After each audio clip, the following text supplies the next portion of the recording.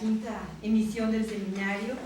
De hecho, con esta emisión en esta ocasión se está abriendo como una segunda gran etapa de este grupo de trabajo. En los años anteriores habíamos estado cada quien con distintos proyectos de investigación dentro de este gran proyecto El Caribe, Visiones Históricas de la Región, y actualmente el libro que es resultado de sus trabajos ha sido presentado al Consejo Editorial del Instituto Mora para que siga su curso y pueda ser publicado. Entonces, bueno, en esta ocasión tenemos a compañeros que aparecen por primera vez en el seminario. Estamos muy agradecidos y entonces vamos a dar comienzo en esta ocasión dándole la palabra al doctor Efraín Barradas, que viene de la Universidad de Florida en Gainesville, y quien nos va a hablar del archipiélago desde la isla, visiones puertorriqueñas del Caribe. Adelante. Muchísimas gracias, especialmente a Laura, por esta invitación. Les advierto dos cosas.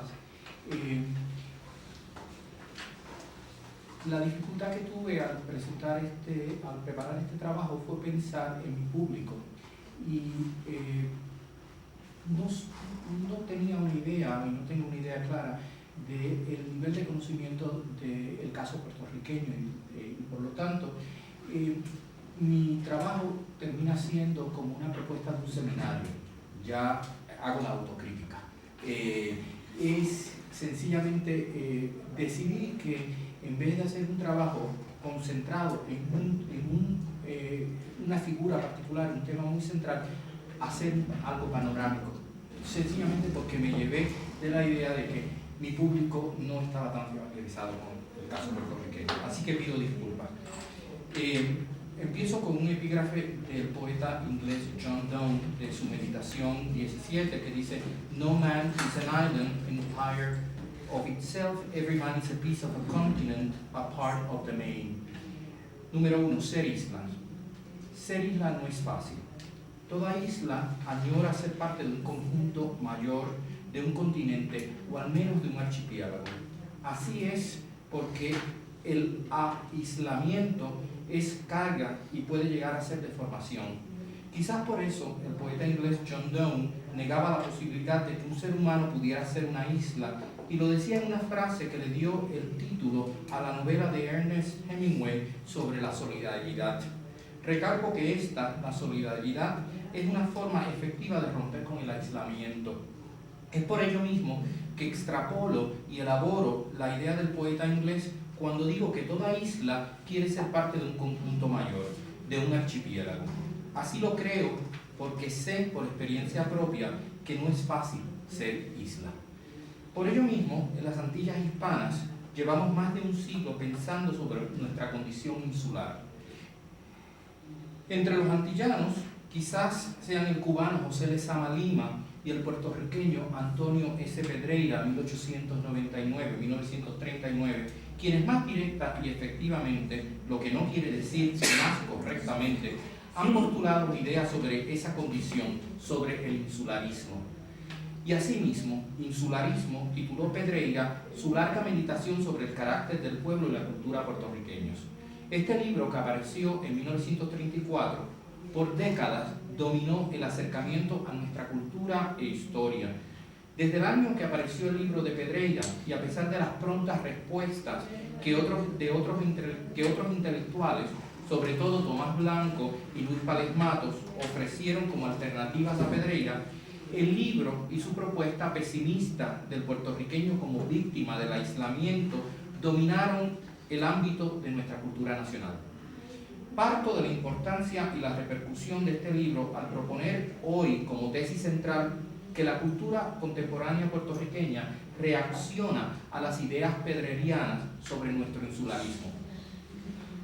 Pero no por ello podemos partir de Pedreira y su obra para referirnos al problema de la visión boricua del Caribe, ya que esta mirada que hoy nos importa no se origina en las páginas de ese texto de 1934. Aunque todavía no tenemos un estudio de cómo los puertorriqueños concebimos el Caribe y nos colocamos en ese mar y sus archipiélagos, Sabemos que desde el siglo XIX, al menos y mucho antes de que el propio Pedreira naciera, hubo boricuas que intentaron ofrecer un concepto de ese mundo del que formamos parte y que nos forma. Por ello, aunque el libro de Pedreira será hoy central para formular mis argumentos, es necesario que nos retrotraigamos a la década de 1860 para ver cómo los puertorriqueños nos enfrentamos al Caribe y qué función cumple en nuestra cultura ese mar, nuestro Mare Nostrum. Número 2. Para ver ese mar. Advierto que a pesar de mi vuelta al siglo XIX, mi acercamiento al problema no es exclusivamente, ni exclusiva ni principalmente histórico. Advierto también que desde esta perspectiva, y a pesar de un importante libro de un distinguido historiador, Arturo Morales Carrión, Puerto Rico and the Non-Hispanic Caribbean, A Study in the Decline of Spanish Exclusivism, 1952, y otro más relevante aún de un politólogo británico, Gordon K. Lewis, Puerto Rico, Freedom and Power in the Caribbean, de 1963, el campo es casi virgen. No tenemos aún una obra que nos ofrezca una visión amplia de cómo desde nuestra isla hemos visto el resto del Caribe. Tenemos, eso sí, estudios que aclaran aspectos de esa historia y que definitivamente nos servirán para enfrentarnos al tema, el de hoy y ese más abarcador que está por estudiarse. Advierto, por último, que lo que hoy me propongo es apuntar ciertos hitos importantes que marcan esa historia. Lo que apunto como coto en esta narrativa que propongo, los obtengo del pensamiento y la literatura. Un estudio de nuestra economía, arqueología, música o política serían también útiles y reveladores, quizás más de lo que hoy ofrezco. Pero esos no son mis campos y por ello empleo las herramientas que tengo a mi disposición. De inmediato aclaro que esas herramientas no son despreciables y, como espero probar, sirven para aclarar aspectos importantes del tema. Número 3. En el principio estaba Betances. Para rastrear esta historia desde la perspectiva literaria y del pensamiento político, tenemos que comenzar con la vida y la obra de Ramón Emeterio Betances, 1827-1898. Ya otros han estudiado detenida y detalladamente el ideario betanciano, especialmente su propuesta de una confederación antillana. A pesar de su brevedad y de ciertas limitaciones de estilo, los trabajos del historiador uruguayo Carlos Rama sobre esta cara de la obra de Betances son aún claves. En ello se presenta cómo, desde una aguda y honesta perspectiva política, el prócer puertorriqueño fue el padre de esta idea, la necesidad de las Antillas de unir sus fuerzas en una confederación que las llevara a la liberación del poder español y a establecer un frente ante las ambiciones imperiales de los Estados Unidos. Usualmente se reduce la idea de Betances a un plan de acción entre las Antillas hispanas, pero el estudio detenido de su pensamiento confirma que para él esa confederación podía y debía incluir otras Antillas caribeñas. Recordemos que el primer texto donde Betances formula detalladamente su idea de la confederación antillana es un discurso que pronunció en 1867 en la logia masónica de Puerto Príncipe y que en este ya se establece sin ambigüedad que si Cuba y Puerto Rico son las alas de esa confederación, el cuerpo lo forman Haití y la República Dominicana. No cabe duda de que este texto sirvió de base a la poeta puertorriqueña Lola Rodríguez de Dió para sus conocidos versos: Cuba y Puerto Rico son de un pájaro las dos alas, versos tantas veces atribuidos a José Martí. Pero recordemos también que 2 años después, en un discurso en la capital, de ese discurso en la capital haitiana, Betances le propuso directamente al primer ministro británico Gladstone una confederación de las Antillas que incluyera a Jamaica y para la cual esa metrópolis serviría de garante de libertad ante la ya evidente amenaza estadounidense. La idea betanciana de la confederación antillana era amplia, flexible y profundamente política. Betances estaba convencido de que el futuro de las Antillas, especialmente el de su Antilla, solo se podía asegurar en una visión amplia del Caribe y en una sola unidad política, económica y cultural. Por ello, podemos decir que la historia de la concepción boricua del Caribe tiene un origen claro y efectivo en el pensamiento y la acción política de Ramón Emeterio Betances. Y esa primera visión caribeña es amplia y práctica. El Caribe para Betances incluye a todas las islas que quieran formar parte de esa confederación. Esa visión betanciana del Caribe se caracteriza por su pragmatismo político, más que por una retórica discursiva o por ser una mera metáfora que sustituye un efectivo plan de acción. 4. La Confederación mitificada.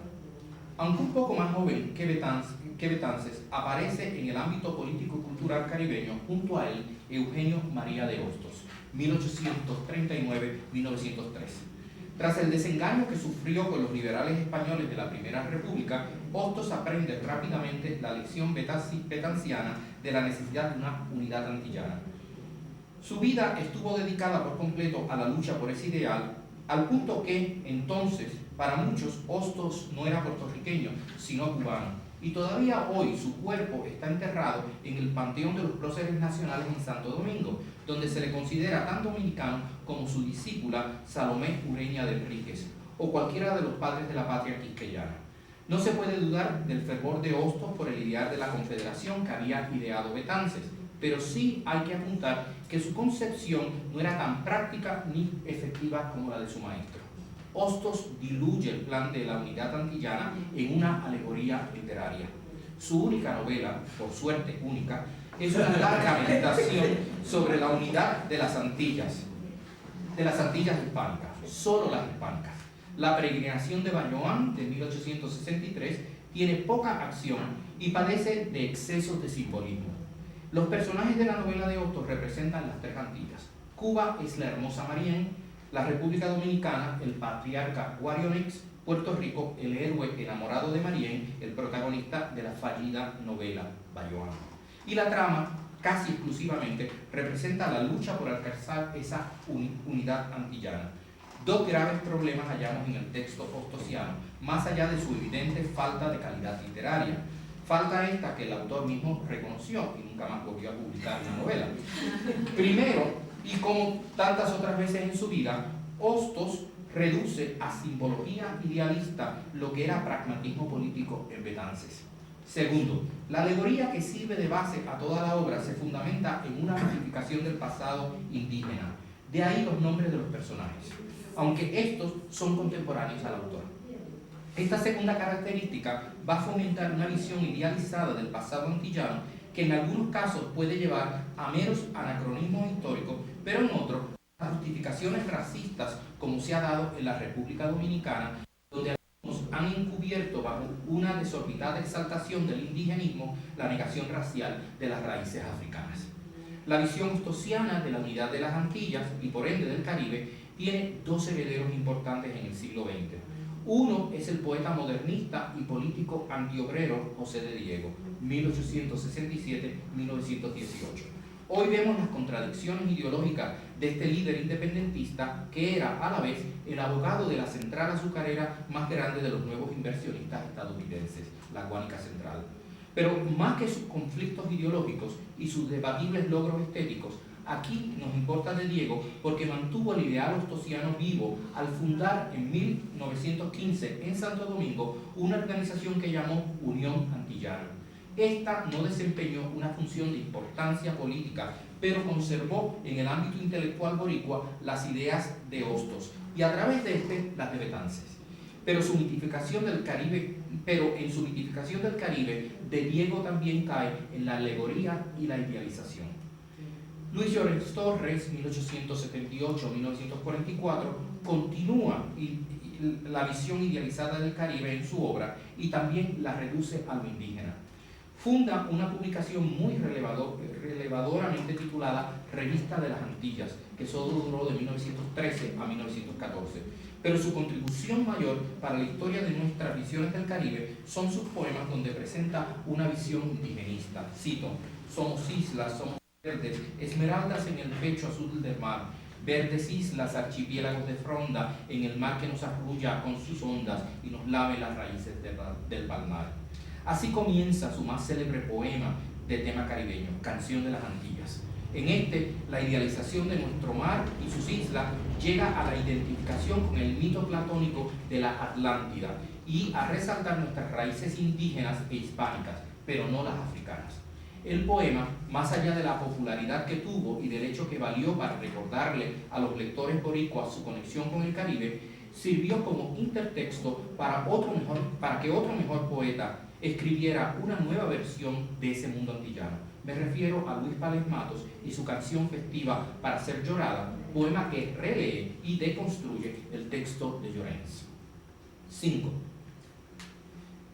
La insularidad del insularismo. La turbulenta década de 1930 a Puerto Rico lo sacudió el fiero discurso nacionalista de Pedro Albizu Campos, 1891-1965. Aunque Albizu se declara heredero directo de Betances y su lucha armada por la liberación nacional, más que antillanista, su ideario era bolivariano.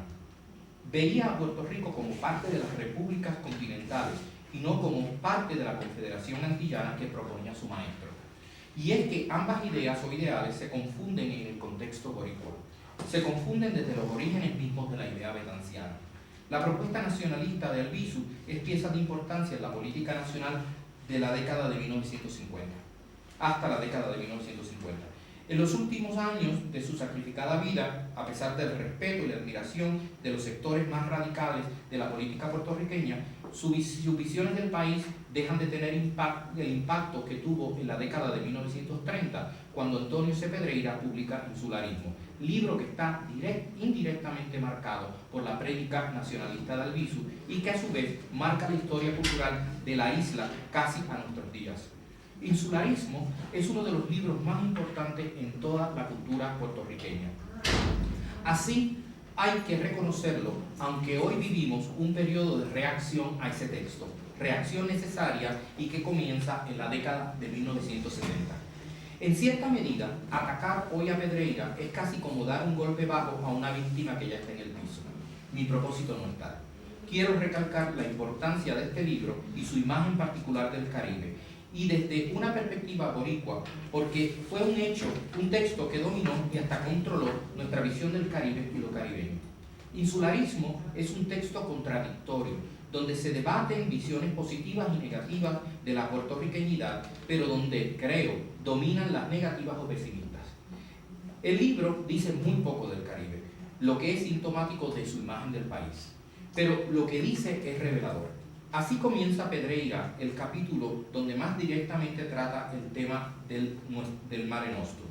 Cito: es entre el mar Caribe y el océano Atlántico, Puerto Rico levanta su paralelogramo casi uniforme, rodeado por un roto collar de islotes pequeñitos, inhóspitos para la tertulia. Es la menor de las tres grandes Antillas mayores, y el constante tutelaje de sus albaceas la ha mantenido muchos siglos en inviolable minoridad.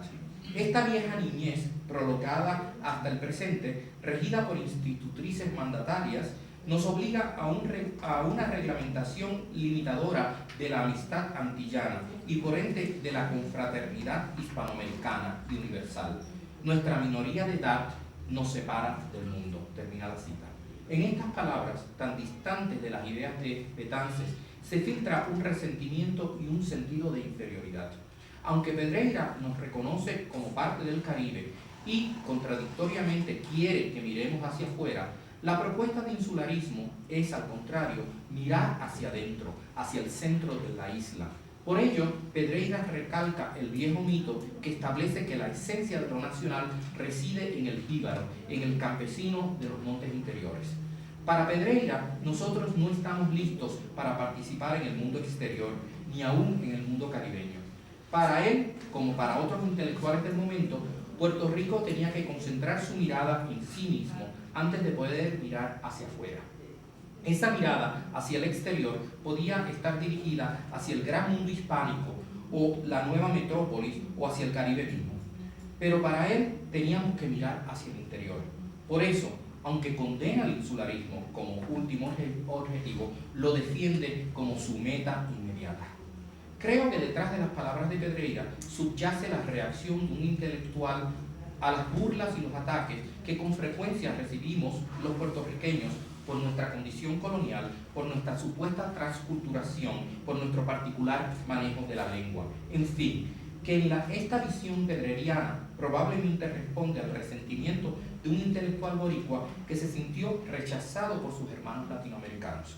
Quizás por ello también Pedreira escoja como tabla de salvación a España y no la identificación con Hispanoamérica, ni más precisamente con el Caribe.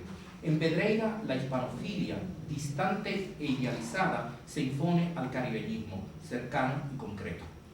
No por ello deja de ser importante la propuesta de Pedreira, a la que se representaron de inmediato proyectos alternos.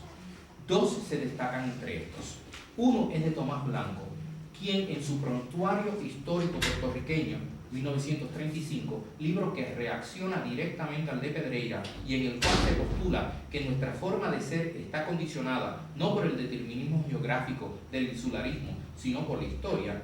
La segunda es la respuesta a Pedreira, es mucho más indirecta, es la de Palés Matos en su Tuntún de Pasa y Periferia de 1937. Palés ataca la visión de Pedreira y nos ofrece la más efectiva imagen del Caribe desde ojos puertorriqueños que se habían dado hasta el momento. La innovación de Palés reside en su concreción en la cultura neoafricana que nos define. Blanco se une a Palés y a pesar de que ambos proponen una visión no conflictiva de la negritud, por fin hallamos en nuestra cultura una imagen de nosotros mismos y del Caribe desde un mestizaje tripartita, taíno, español, africano, donde lo negro, al fin, se ve como el elemento definidor. Palés reescribe la canción de las Antillas de Llorens Torres y declara muy directamente que, cito, por la encendida calle antillana baten bandumba de la quimbamba, rumba macumba candombe bámbula. Solo que los lectores quedaron deslumbrados por el barroquismo de los versos, rumba macumba candombe bámbula, y no se dieron cuenta que Palés hablaba de algo muy concreto y real, la encendida calle antillana de todos los días.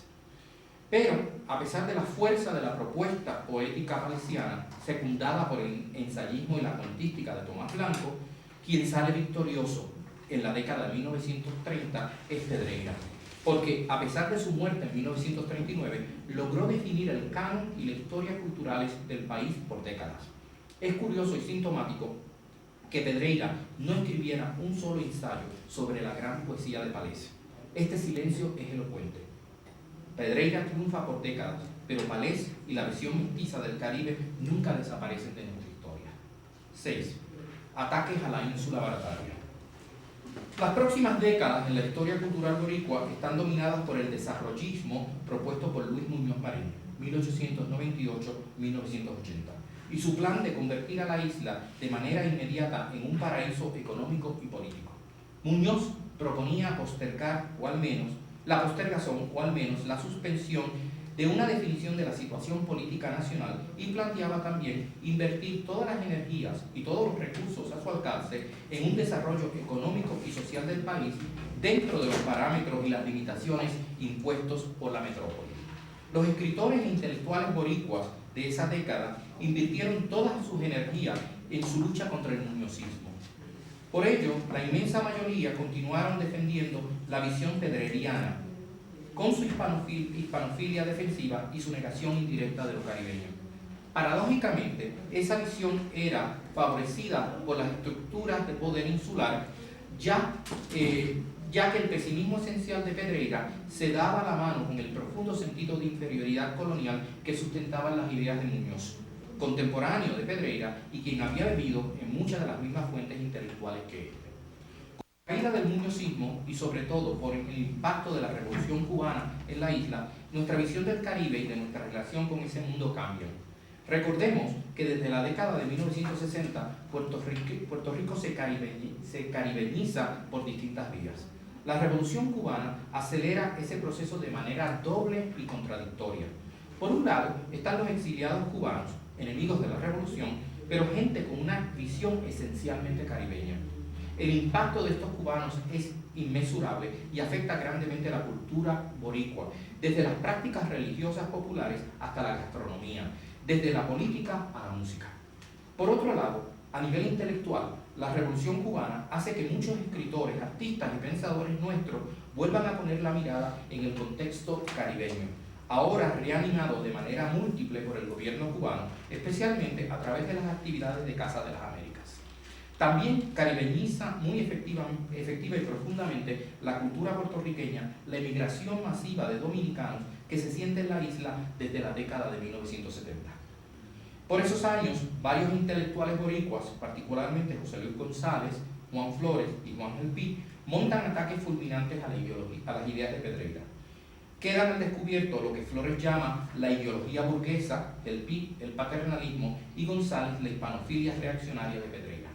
Aunque no surge un modelo que ofrezca un paradigma orgánico que sustituya al insularismo, ya los intelectuales y artistas boricuas no pueden aceptar el modelo pedreriano, que el modelo pedreriano ofrezca una visión correcta y útil de la puertorriqueñidad. Por ello, en las últimas décadas, los puertorriqueños hemos dejado de mirar hacia el interior, hacia la isla y su encerrona, y volvimos a mirar como betances hacia el archipiélago. Séptima y última parte. El Caribe de nuevo o el nuevo Caribe. Muchas podrían ser las muestras que me sirvieran para demostrar esta recaribenización de la cultura puertorriqueña. El diálogo tripartita de la salsa, diálogo que une a la isla con la metrópoli neoyorquina y con el resto del Caribe, especialmente con Cuba, es una de las muestras más claras que en las últimas décadas los puertorriqueños volvimos a mirar hacia el Caribe. Más aún, la asimilación de géneros musicales popularizados por la migración dominicana hace el campo de la música ámbito ideal para estudiar esa nueva imagen del Caribe en nuestra cultura. Por otra parte, el nuevo sincretismo que se da entre las manifestaciones religiosas del pueblo boricua y del pueblo cubano, manifestaciones ya sincréticas, también hablan de esa nueva visión del Caribe a nivel popular. El campo de la gastronomía sería terreno fecundo y deleitoso para explorar el tema. Los estudios de nuestra historia han sido grandemente afectados por ese interés en el resto del mundo, de nuestro mundo cultural, y de ese interés han surgido importantes libros que ven nuestra historia en relación con el resto del Caribe. Por desgracia, no pueden incursionar en esos campos. Y también, por desgracia, esa recaribenización que tan clara y efectivamente son marcadamente musicales, donde denuncia directa y fuertemente el discrimen que sufren muchos dominicanos en Puerto Rico y las causas económicas y sociales que los llevan a estos a abandonar arriesgadamente su país. Uno de estos textos, titulado La novela de las yolas, recogido en su más reciente colección de ensayos, Devórame otra vez, de 1904, es el mejor texto puertorriqueño o dominicano que se ha escrito sobre la situación de estos inmigrantes caribeños. Sánchez nos hace mirar al Caribe por los ojos de nuestros hermanos dominicanos.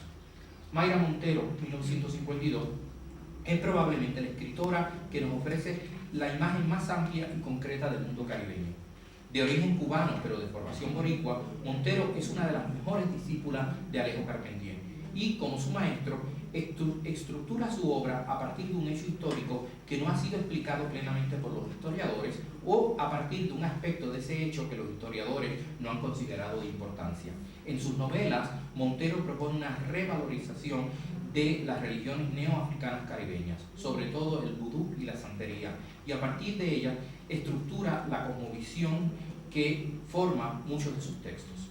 Edgardo Rodríguez Juliá, 1946, ha escrito brillantes ensayos sobre el tema caribeño y por ello trata de establecer la preponderancia de una estética neobarroca en nuestra cultura. Pero sobre todo trata de establecer sutiles comparaciones entre la cultura boricua y la de las otras islas del Caribe. Así vincula al martiniquense M.S. Serres en cuanto poeta con nuestro palés y en cuanto político con Muñoz Marín. Las sutiles conexiones que establece Rodríguez Juliá entre todo el mundo caribeño, pero hechas desde la isla, están fundamentadas en las ideas poéticas e históricas de los cubanos Lezama Lima y Antonio Benítez Rojo. Mayra Santos Febre, 1966, trata el tema del Caribe en poemas, cuentos, ensayos y novelas, pero ha sido su primera novela, Sirena Selena vestida de pena, del 2000, novela con un título que por su aliteración rememora la primera de Sánchez, La guaracha del macho Camacho, de 1976, obra que marcó toda la narrativa boricua. Es en esta donde Santos Febre ha representado su más efectiva visión del Caribe. El texto narra las aventuras de tono picaresco de varios travestis boricuas que viajan a la República Dominicana para exportar su espectáculo. La novela funciona en el fondo como una alegoría del Caribe. el travestí le sirve a la autora como metáfora para explicar nuestras peripecias históricas. La novela, obviamente, tiene como modelo la alegoría caribeña de Hostos, pero muy distante. Ana Lidia Vega, 1946, ha dedicado gran parte de su obra a recrear imágenes del Caribe, pero en su libro Encancara Nublado y otros cuentos de naufragio de 1982, libro que le ganó el premio Casa de las Américas, es donde mejor queda estructurada esa imagen caribeña y caribeñista. En el cuento que le da título a la colección, Vega crea una humorística y aguda alegoría del Caribe, donde un haitiano, un dominicano y un cubano, viajeros en una endeble yola que pretende ser vehículo para llegar a Miami, naufragian y son rescatados por un barco guardacosta estadounidense, donde los recibe y alecciona un boricua. El encuentro fortuito de un haitiano, un dominicano y un cubano y un boricua en el mar Caribe sirve aquí para renovar la confraternidad antillana. Pero más que la alegoría hostosiana, el cuento de Vega tiene en el fondo como modelo la práctica de Betances. Montero, Rodrigo Julián, Santos Febre, Vega, Sánchez. Los nombres pueden multiplicarse, pero solo presento los más destacados. Nos ofrecen una nueva imagen boricua del viejo Caribe. Pero más que por su innovación, esta imagen es importante porque se da en Puerto Rico. Y al así ocurrir, estos textos recogen una tradición boricua que se remonta a los discursos de Betances, donde se proponía por primera vez una confederación antillana que pusiera en práctica política la unidad cultural e histórica de las Antillas. Pero también es importante porque se da en una isla donde, paradójicamente, siempre hemos sido caribeños y hasta hemos propuesto efectivamente la unidad política de ese mundo, pero que, por momentos, hemos parecido ignorar nuestro ámbito insular. Estos escritores vuelven a mirar desde distintos ángulos y con propuestas más o menos controvertibles al archipiélago desde la isla. Y así lo hacen porque saben que es doloroso ser isla y que toda isla añora ser parte de un todo mayor, de un archipiélago. Lo dice un isleño que siempre ha tratado de mirar con ojos fraternales a las islas que me rodean. Muchas gracias.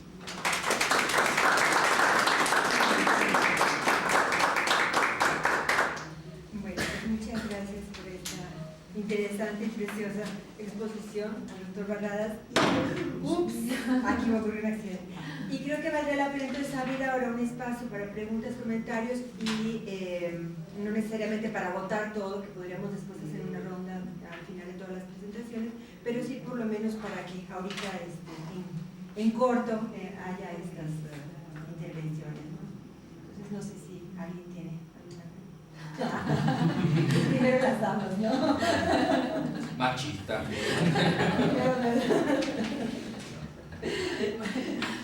Gracias.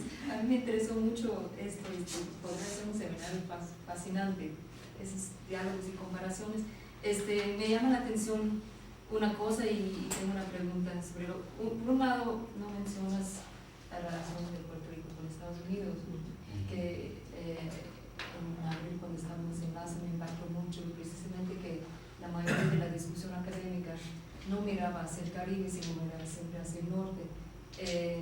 Entonces, la visión que das del nuevo Caribe, caribenización de Puerto Rico, así Caribe no lo encontraba, yo lo buscaba, pero no predominaba ese debate con el norte, ¿no?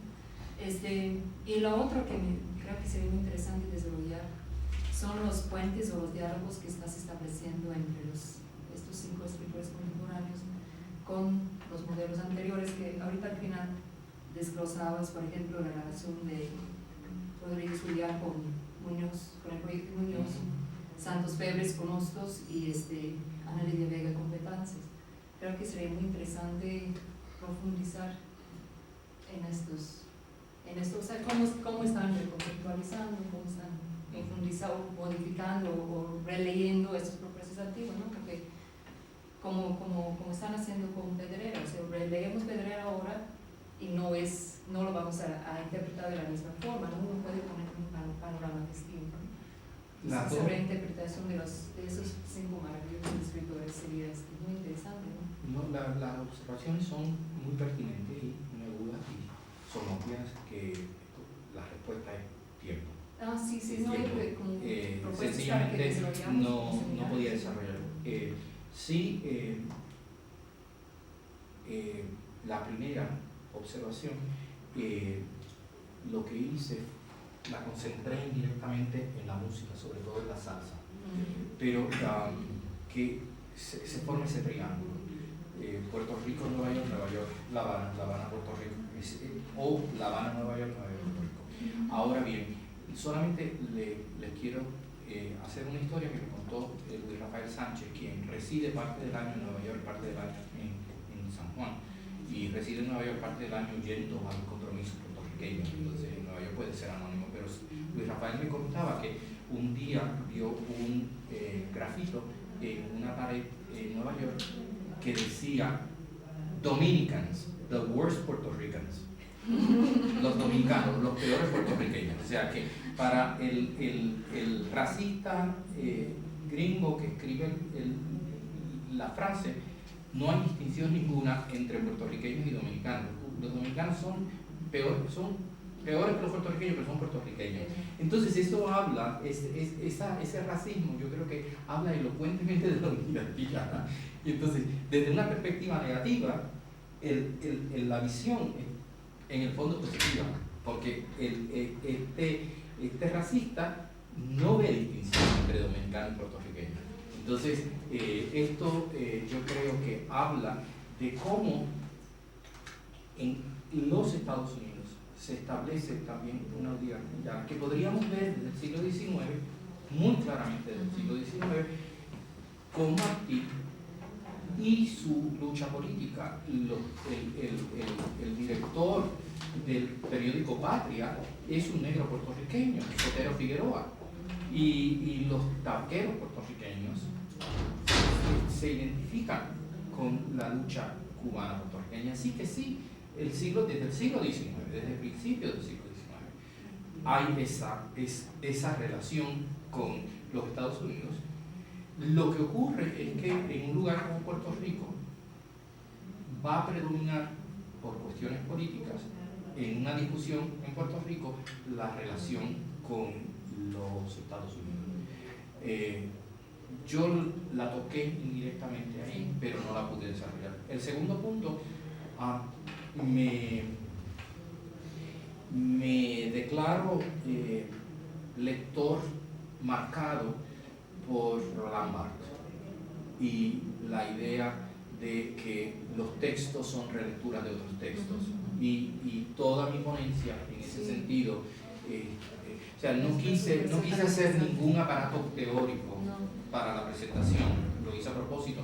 La única referencia es a Carlos Rama, y está hecho como homenaje a un hombre que ha sido opacado por su hermano, y todo el mundo habla de Ángel Rama, yo creo que hay que hablar de Carlos Rama, ¿no? Que es sus dos textos, el ideal de la Confederación Antillana, los independentistas puertorriqueños del siglo XIX, que es una pequeña conferencia, y luego su introducción a las Antillas para los antillanos, una colección de textos de Betance, son textos que traté de rescatar porque han caído un tanto en el olvido. Pero huí del aparato teórico, pero Borges y Barthes están detrás de esas relecturas. Sí. Bueno, yo querría comenzar por felicitarte por haber abordado este tema. De hecho, era una de las cosas que yo, quizás más del campo de la historiografía, hace tiempo que quería trabajar, y pues me parece muy incitante tus planteamientos, ¿no? Fundamentalmente desde lo que sería una especie de historia de la cultura, pero con más énfasis en la literatura. Creo que tu presentación tiene muchas aristas desde mi punto de vista, y evidentemente no podría en este espacio agotarlas todas, pero sí querría hacer algunos señalamientos. Uno de los fundamentales tiene que ver con la cuestión de los nombres. Los nombres de las cosas tienen carga. Este verano, en junio, yo asistí a un seminario que se celebró en el Colegio de México y en la UAM, que tenía que ver precisamente con el nombre de los países de América Latina. Y bueno, no se hizo ninguna presentación que girara en torno a, por ejemplo, el nombre de América Latina o el nombre del Caribe. Pero ciertamente ahí en el contexto de esa actividad yo pensaba sobre estas cosas. Yo creo que en Puerto Rico ha habido tradicionalmente una tensión bastante interesante desde el punto de vista de las concepciones que se tienen sobre la región entre el término Caribe y el término Antillas. Pero también parece que hay una cierta tradición muy vinculada con figuras como las que tú mencionaste, Hostos sobre todo, Pedreira por supuesto, de Diego, Llorén Torres, que ha enfatizado el uso del concepto Antillas y ha obviado o no ha querido utilizar conscientemente el concepto Caribe. Mi hipótesis es que eso tiene un sustrato racial. O sea, implícito en este silencio, en esta preferencia, está la concepción de que el Caribe son muchos negros. No queremos eso, nosotros queremos otra cosa. Entonces, el concepto Antilla, incluso en la poesía emblemática de Llorén Torres que tú mencionaste, ¿verdad? Pues hay toda esta vinculación con el mundo del Atlantis. Entonces hay esa vinculación con una tradición cultural, racial, étnica, que limpia, entre comillas, pues ese elemento negro que está presente en el Caribe. A mí me parece que interesantemente, visto desde la perspectiva que yo puedo manejar, ¿verdad? Y toda formación constituye una deformación, eso lo sabemos. Desde la perspectiva que yo manejo mejor o menos mal, que es la de la historiografía, quizás algo de la antropología y de la sociología, esto se da, me parece a mí, el fenómeno de que quienes comienzan a utilizar de forma más sistemática el concepto Caribe en Puerto Rico son extranjeros. Gordon Lewis, por ejemplo, ¿verdad? Que jugó un papel fundamental en incrustar casi a macetazos a Puerto Rico en el Caribe. Y no es pura casualidad, me parece a mí, que la obra, digamos, historiográfica de Gordon Lewis, porque a pesar de que Gordon Lewis se preparó formalmente como científico político, es fundamentalmente un historiador, ¿no? O por lo menos sus concepciones tienen este gran aliento histórico. Yo creo que fue Gordon Lewis en el Puerto Rico contemporáneo, ¿verdad?, quien hizo esa labor inicial de incrustar a Puerto Rico en el Caribe. Hay también una serie de elementos, digamos, institucionales. Yo sé, por ejemplo, que yo tengo un buen amigo que trabaja en el Instituto de Estudios del Caribe de la Universidad de Puerto Rico, que forma parte de la Facultad de Ciencias Sociales.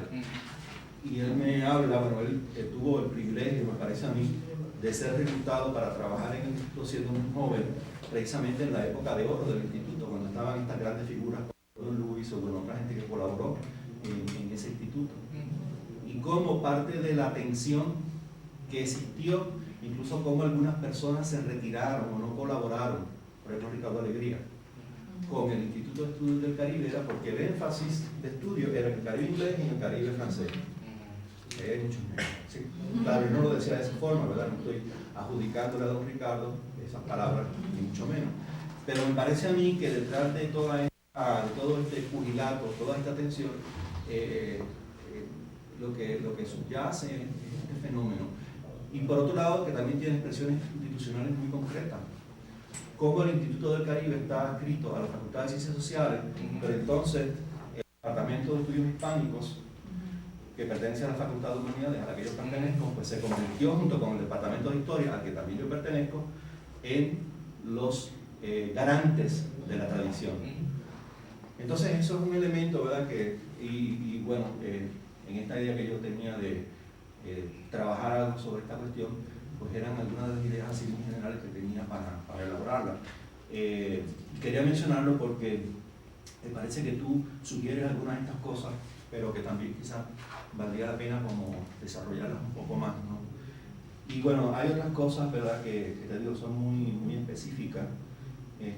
Una de las cosas que quiero mencionar porque me parece muy importante, tú terminaste haciendo alusión a este graffiti que Rafael había visto en Nueva York.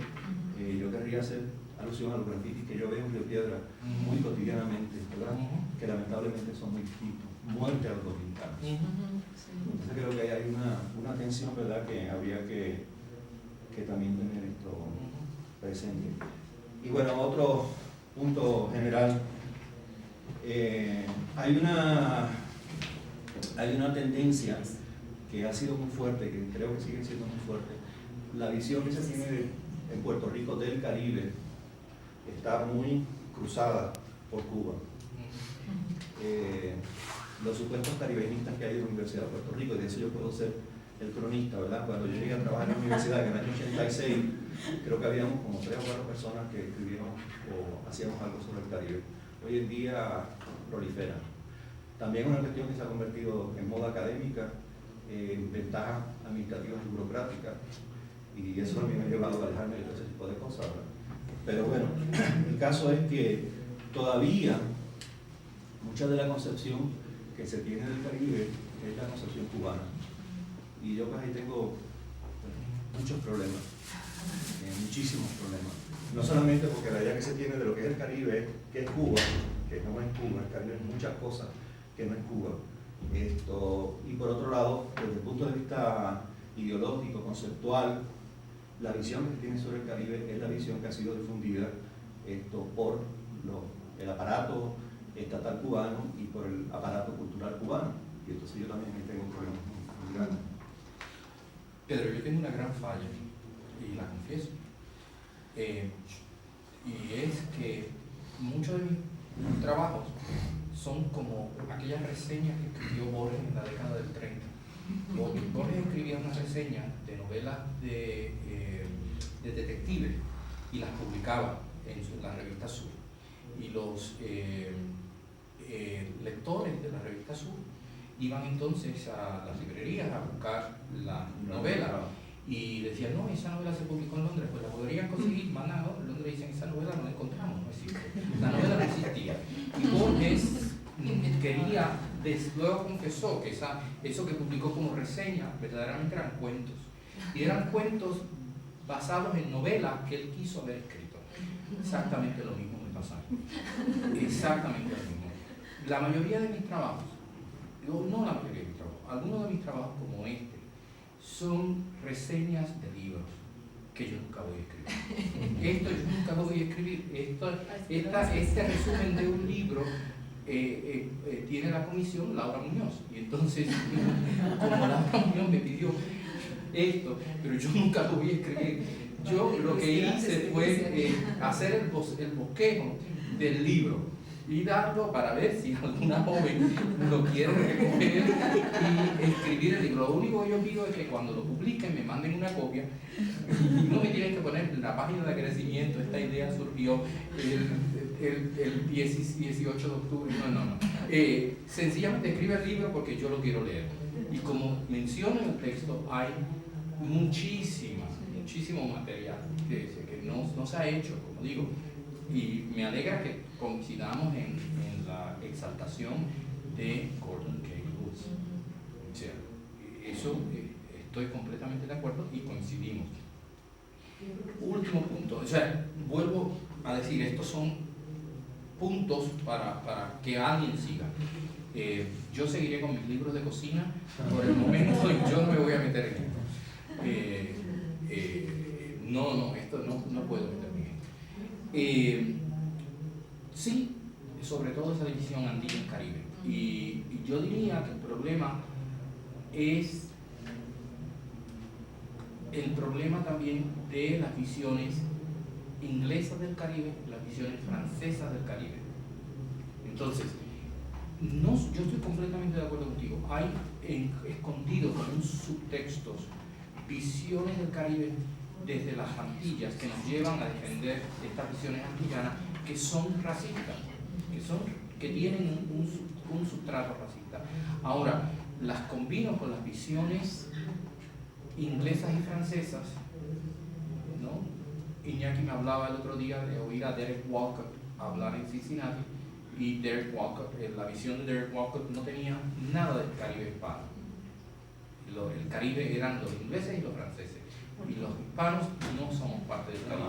A Benítez Rojo, alguien le comentó esa anécdota, la escuché muy recientemente, de que cuando publicó La isla que se repite, alguien le había dicho, oye, pero Antonio, finalmente la isla que se repite es Cuba, ¿no? Entonces, esto es una visión reificada, ¿verdad? Es que el Caribe es, en última instancia, este constructo platónico al cual solo se lleva con evidencia aristotélica. Y entonces todos partimos de nuestra particular evidencia aristotélica y creamos el constructo platónico. Pero nadie tiene el constructo platónico, ni lo tienen los cubanos, ni lo tienen los puertorriqueños, ni lo tienen el Caribe inglés, ni lo tiene el Caribe francés. Entonces,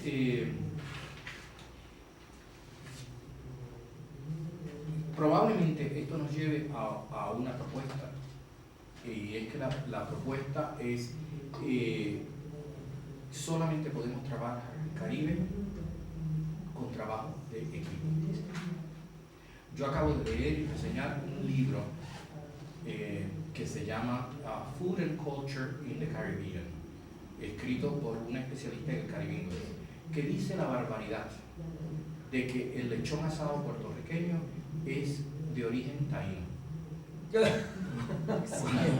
Los taínos, no había cerdo para los taínos, lo que tenían eran los pobres perritos, los pobres conejitos para consumo de proteína animal, ¿no? Entonces, ¿qué pasa? Que la mujer no sabe un Caribe del Caribe, y entonces habla del Caribe desde su perspectiva inglesa, y ella domina perfectamente todos los problemas de la dieta y la historia de la cocina de Jamaica, pero de la cocina del Caribe hispano no sabe. Entonces, la solución que yo llevo, al punto que yo, por eso sé, mi reseña de ese libro, que aparecerá en el Nuevo Día en Puerto Rico, es sencillamente terminar con eso.